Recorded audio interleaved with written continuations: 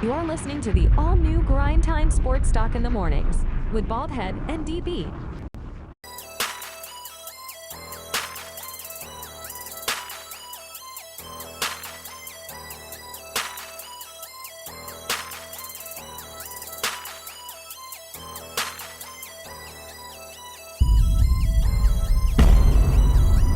Check us out on Apple Podcasts, Spotify, or wherever you listen to your favorite podcast. Please like, share, and don't forget to subscribe.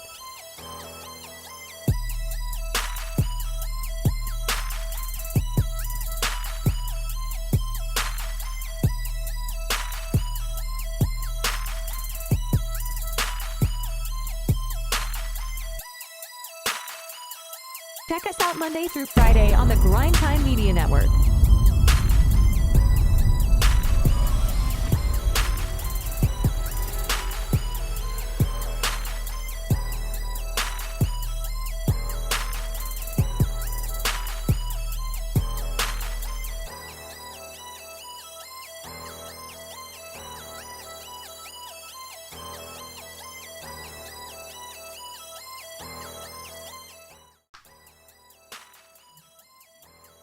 Grindtime, top of the morning. DB, what's good with it?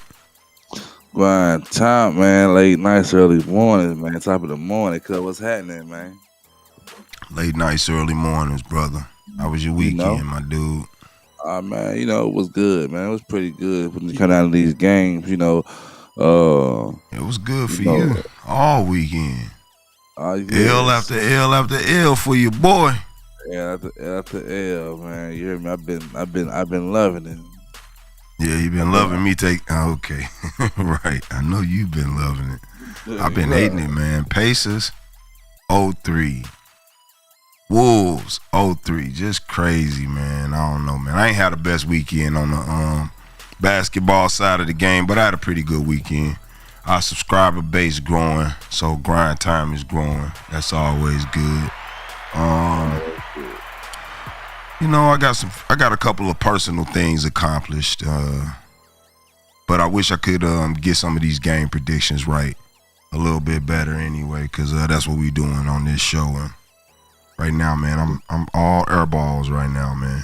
Every prediction, everything I'm saying gonna happen is not happening, and I don't know what's going on, man. You got a rabbit foot in your pocket over there or something. Woo! you gotta hit little cuz out, baby. You just gotta hit me out, baby. You know what I'm saying? Put the coffee down and hear your boy out, man. Yeah, man. Ain't nothing in my coffee today, man. I got it all clear today, man. Yeah, less caffeinated today. You know what I'm saying? Yeah, we're going to start it off, man, with my Pacers, man. My Indiana Pacers, man. They go down 0-3 to my Celtics. To the Celtics. I'll say my Celtics just because they got my guy on there, but I ain't rooting for both teams. I'm rooting for the Pacers. But no Halliburton, game 3. Even though we had them in that game, man, we had a good lead on them boys. They just walked us down, man. We don't got enough firepower we don't have enough firepower when Tyrese Halliburton not on the court to contend when Jason Tatum and Jaylen Brown get on fire and they get determined to do something to take over a game. Yeah, the Pacers just not going to have a chance with TJ McConnell leading. What you see in game 3, DB? Yeah, man. From game 3 was crazy, man. And it seemed like Boston they got a easy cakewalk, man, with these games they've been playing, man. It's like they leprechauns with them or something, man. Because they've been real lucky, man, and like you say, no Halliburton. No Halliburton. So that was a lucky draw. That was a lucky draw. To at least give them 10 to add 10 to that score.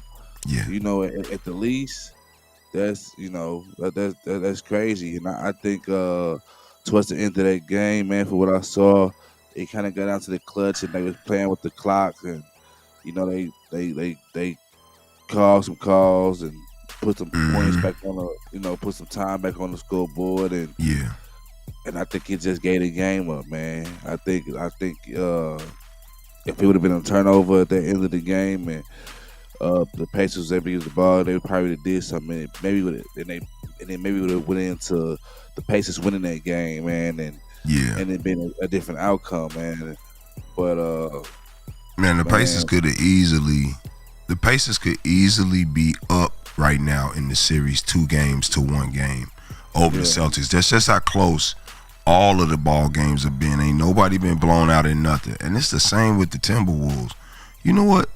Even though you got 2-3-0 leads on both sides of the conferences, on Eastern and Western, DB, this actually has been a really competitive playoffs. The games are going down to the wire, all of them. The Timberwolves and Mavericks yesterday, 116-107. That was a close game in the fourth.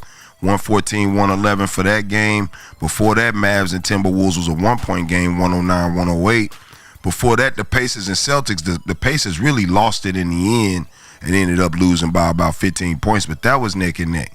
All of the games have been good. Each series could easily be flip-flop, but these games, to me, they've come down to the stars. They've come down to the superstars being in control of the game at the end of the game. Like with the Mavs and the Wolves series, Luka and Kyrie just have much more control of the game in the fourth quarter. And I think it's the same thing with the Celtics and the Pacers. Jason Tatum, I believe he's the one who hit the game-winning shot against the Pacers on Saturday night. He ended up with 36 points, 8 assists, 10 rebounds, almost a triple-double. Jaylen Brown, 24 points, 23 from Horford, 14 from Jrue Holiday, and 9 rebounds, plus his defensive, the defense we were just talking about, 13 from White. Man, the Celtics just way too deep, man. I really don't see the Pacers even winning game 4 right now. I'm with you right now, DB. I'm calling it a sweep. What you think? Yeah, man, they bringing the room out, man. Hopefully, they like they bringing the broom out. You know, they played a good game. They had put up big numbers. Kind of like to match that game out. It just came out to that wire. It came out to the refs. It came out to perfection. And mistakes. You know what I mean? Really. And when the game that close, you just gotta close it out, man. And I think, like you said, I think, man, this could be this. It's looking like a sweep, man. It's looking like the sweep. I said it was gonna be a lot of sweeps this season, man. And they've been sweeping them out. Everybody got brooms, baby. You'll think you was spring cleaning. So yeah, I think it's a sweep, bro. I think it's gonna be a sweep, man. I think. All right. Well, since you think it's gonna be a sweep, I take that back. I think we're gonna come back. I think we're gonna win game 4 for sure.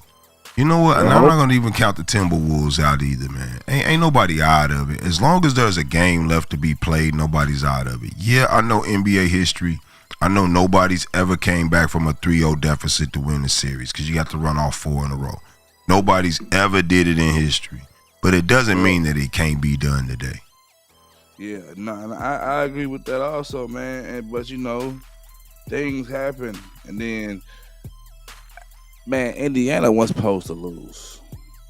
They out hustled Boston. They did. Rebounds, assists, everything. Like in that last game.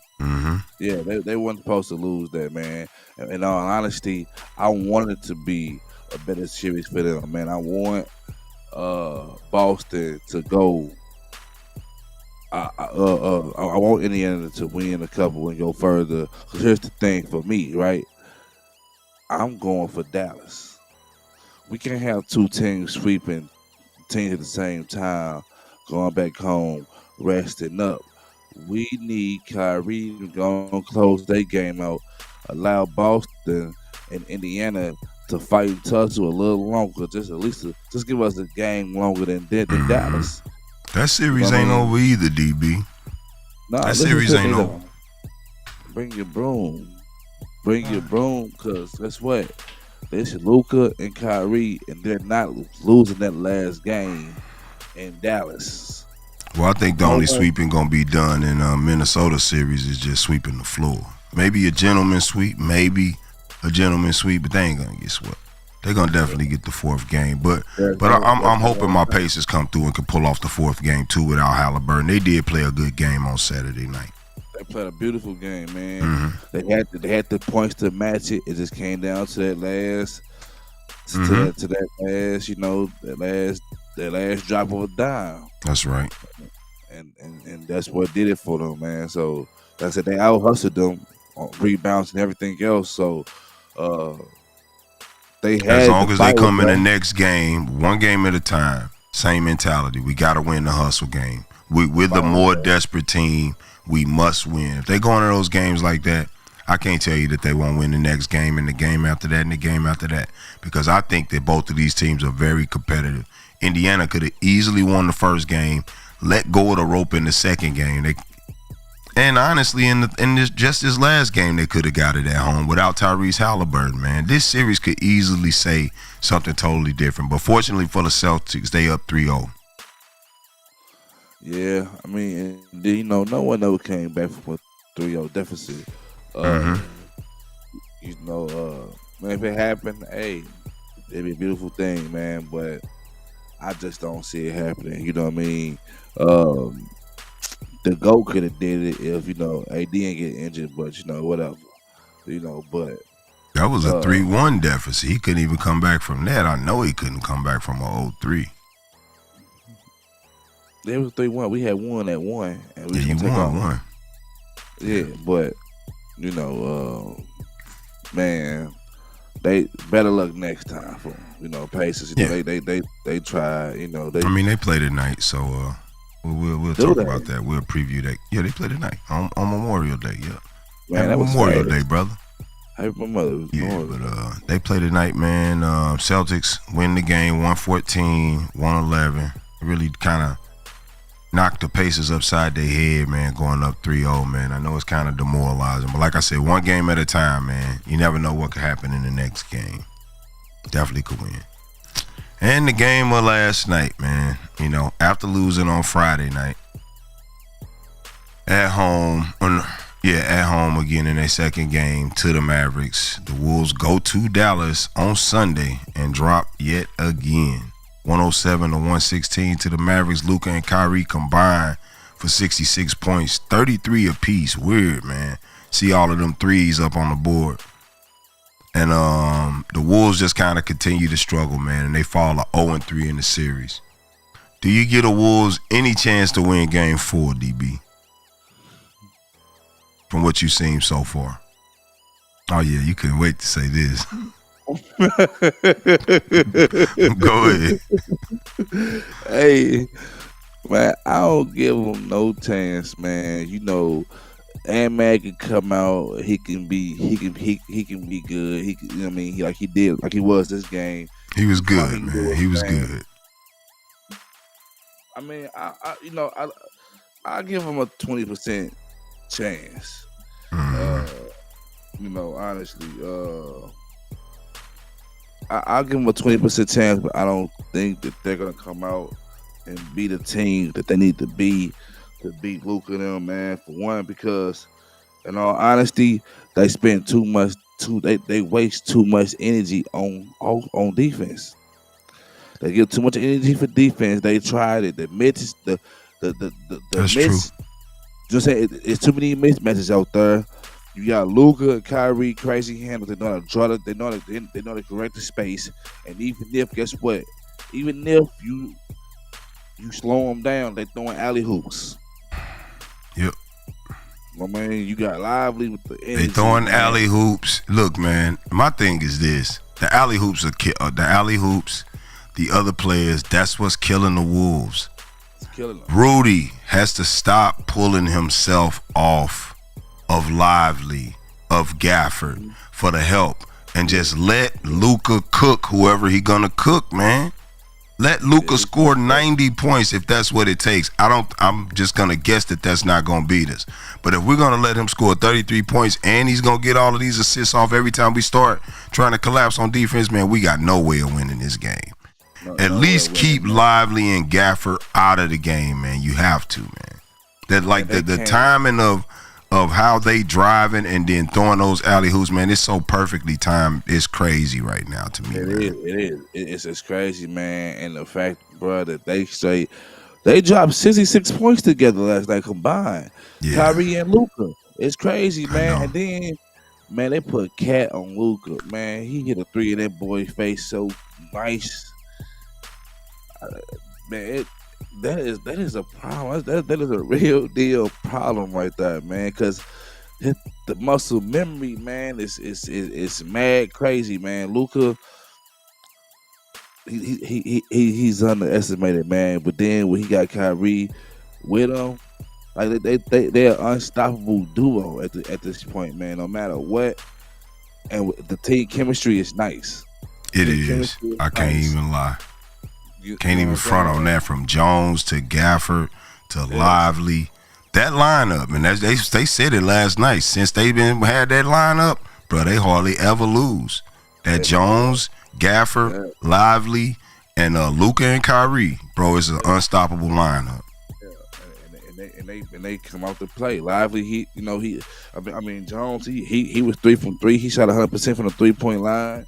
Yeah, he emerging. He's starting to come on the radar like, wow. And he's tall, and he's really good defensively. Yeah, man. And they just getting a little help they need, the little bits and pieces from the team. They showing up. See. You know what I mean? And it's all adding up to these, and it's giving you numbers like this: 116 of 107. It's nuts. I mean, that ain't no crazy score. That's a normal average NBA score right there. But the top, the fact that the Mavericks so top heavy and the Wolves keep on giving up so many points at the top. They keep on giving up 30-point. They haven't had one game where Kyrie or Luka did not score at least 30 points. You're not gonna win this series if you continue to allow that. That's the biggest disadvantage. And then your best score scores 26 on the other side of the ball. Cat 15 points, man. That cannot happen, man. I was just gonna say that. You know what I'm saying? Cat scoring 15. Like Nas Reed, he got calmed down last game. He got calmed down. He did. Like you not like this is not sustainable for them. It's still not over. The Wolves in all 3 games have had their moments where they look good and literally have had the lead and had control of what seems to be control of the game. And it's like they letting go of the rope. It's like they look like they start watching it. It look like they start watching Kyrie and them and what they doing out there, man. That's what it looks like happens. Yeah, and that pressure, man, is crazy, man. Even the amusement of what they doing. When you can't take a play, when you can't stop a player. See, Luka, Jokic was a little different. But when you got 2 ball handlers out there that's literally just cooking and know how to close a game, you got major problems out there, man. Right. You not finna you're not finna just be able to come out and do what you gonna do. Because like I said, you gotta put all that energy towards the defense, and then you gotta try to score on offense, which is crazy. Luka, he killing him.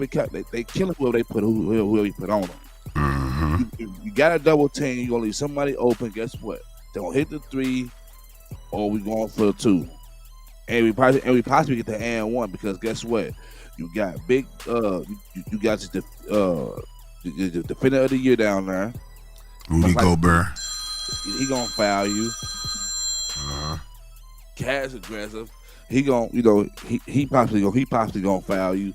So you know what I mean? Like there's no way of not getting around this. There was a lot of fouls today. Kyrie going to the hoop. They know either way you go. If we drive to the hoop, you gonna foul us. You gonna give us something. You know that's the problem too, man. I don't know with the defensive player of the year.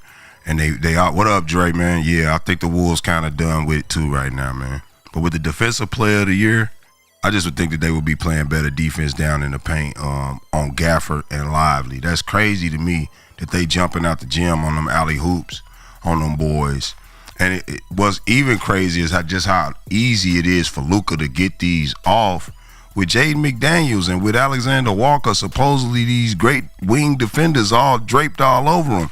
And just how he pulling them 3-pointers off over their heads, man. I got to give him his props. He definitely then took the next step as a player to me. right now. And honestly, I was gonna ask you, man, right now, who you think better, Ant-Man or Luka? Luka, been better. Been better. I wouldn't have said that about a week ago when he just beat the Joker in Game 7. I wouldn't have said that. Even though Luka and them beat OKC, the number 1 team, which Dre was going for OKC. I know he's saying the Wolves did their thing, but he thought OKC was going to do their thing, but they didn't. But when Luka and them was busting OKC, and they did that in Game 7 against the Joker, bro, I no way I'm saying that Luka Doncic is better than Anthony Edwards at that point in time. But, man, what I done seen in these 3 games, I'm almost prompted to say he way better than him. He is. And the fact that, man, you know, I think, like I said, the only ambitions and the only goal that Ant-Man had, it was to beat KD, and it was to get rid of the Nuggets. I wasn't just to beat KD. I definitely think that Ant-Man was on a mission to win the championship this year. He's moving like one of these guys who feel like he belonged there too. He moving like all of them. Like, because one thing I know about what's going on right now, because we talked about this off of the stream, like over the phone. It would be good for him to. I don't want him to lose, but it would be good for him to get this loss because it would be good for his career next year. Of course. You know what I mean? Hey, listen, we talked about this too.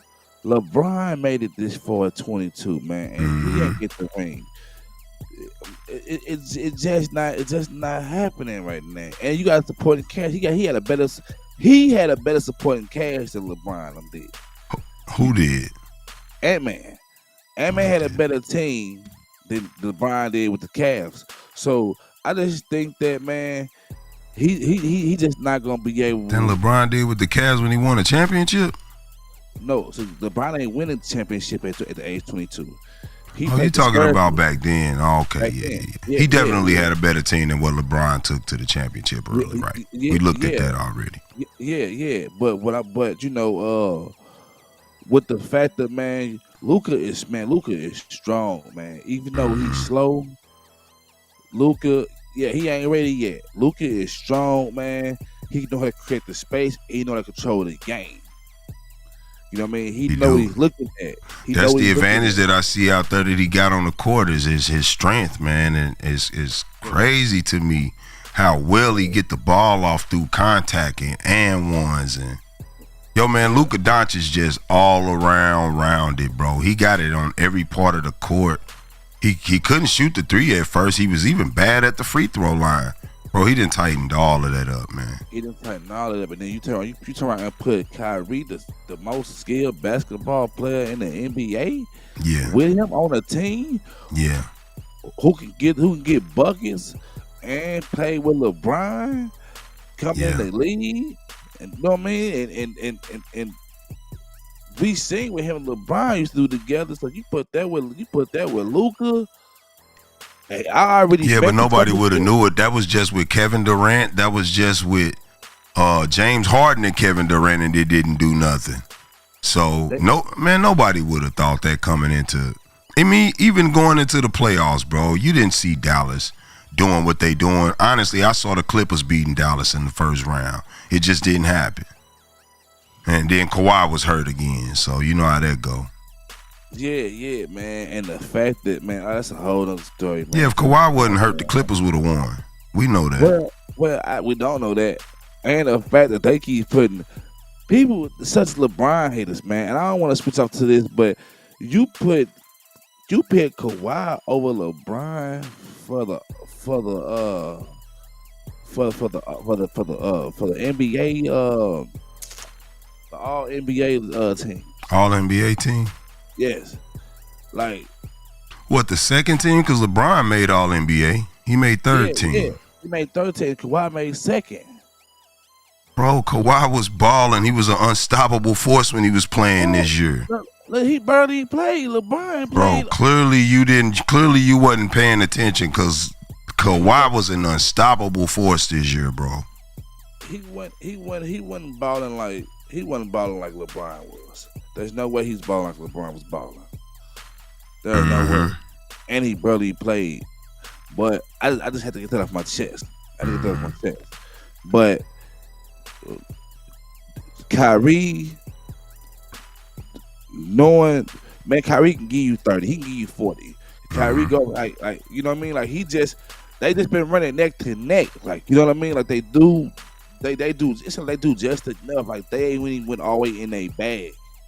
Oh, they ain't been all the way in their bag. They can't do more than what they doing right now to the Wolves. And the Wolves could play better. They playing terribly bad, bro. They night after night, the pressure getting to them too. The lights is very bright right now, bro.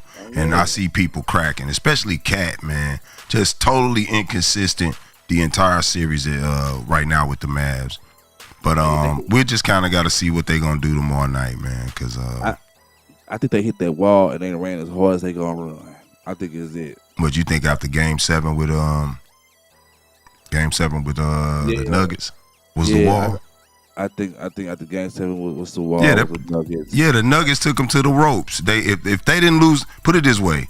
Do you think that they would be in a better position or they would be playing better against the Mavericks if they didn't lose them 3 games in a row to the Nuggets? Nah, I don't think that. I think they would because they'd have got better rest. That was a lot of stress to go through. They lost 3 games in a row back to back, both of their home games. Then they had to basically play 2 Game 7s against the Nuggets. That just was a lot of pressure. Probably took a lot out of them.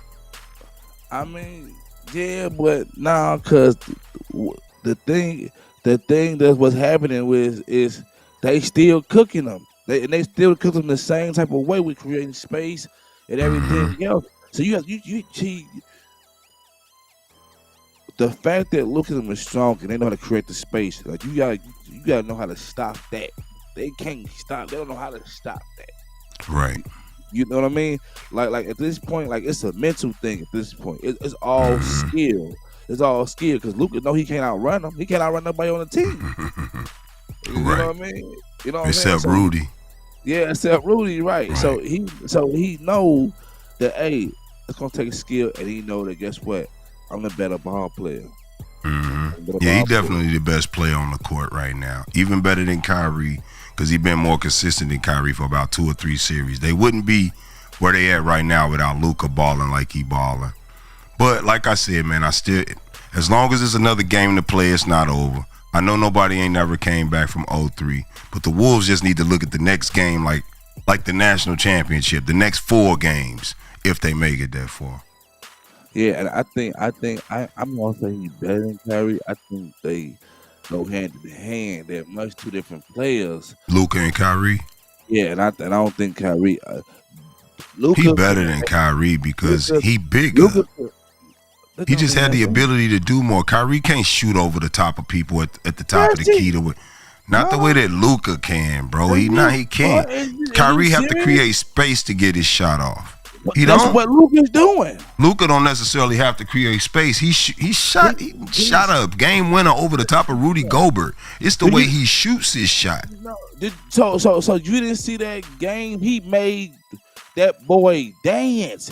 He had so much space. Luka made Rudy dance for that last game. Oh, I know that. He had so much space left to close out on Luka. But Rudy still wasn't that far away from him, and he stretched his arm all the way out, and Luka shoots that ball at an arch that he gets it over the top of people. And like I said, he's taller than Kyrie, so it's going to get off more than any of those shots Kyrie tried to take. If you go back and you look at that, what's the name of his reach was enough to just reach out.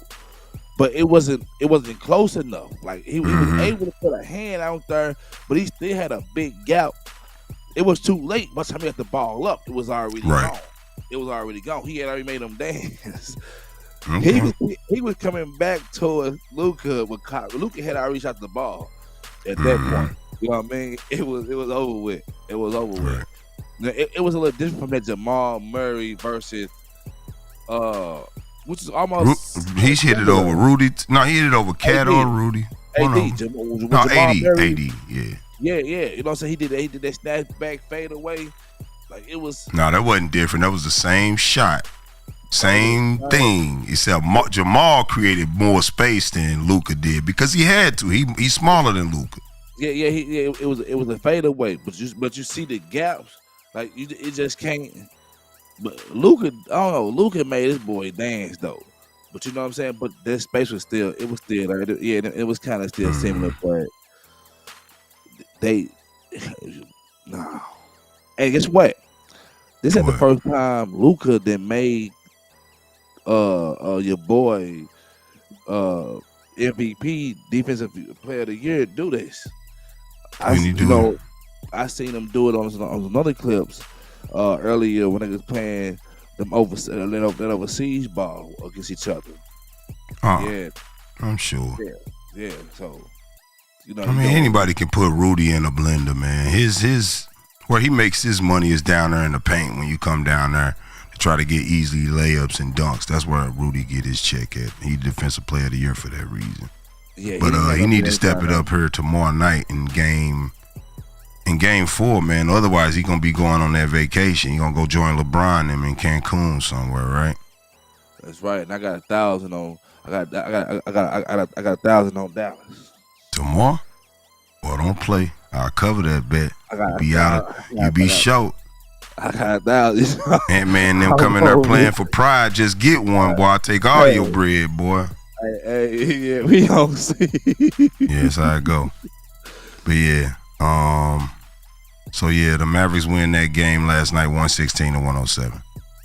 And we got tonight the Pacers and the Celtics, game 4, man. What do you think, DB? Do the Pacers pull it off and push it to game 5, take it back to Boston? Do you think Boston want to do that? Maybe they want to go win the Eastern Conference championship in front of their fans, so they let because look, don't act like obviously the Pacers could get it because they just almost got it without Tyrese Halliburton anyway. So don't act like Boston got to lay down for them to get it because Boston wasn't trying to lay down on Saturday and they almost lost anyway. So do you think they get swept tonight or do you think they take this to Boston in game 5? Well, I think there's a possibility that they can get swept because they came out, and I think they played the hardest they gonna play without Halliburton. I think that their spirits is gone and is broken right now. I don't think that. I think they came out. Why? Because Halliburton not there? Yeah, I think they came out to try to prove that they can do without Halliburton this last game, and I think this was the closest that they were going to get playing without Halliburton. And I think that was. I think it was the one. I think that this game last night was the game for them to put the spirit in them.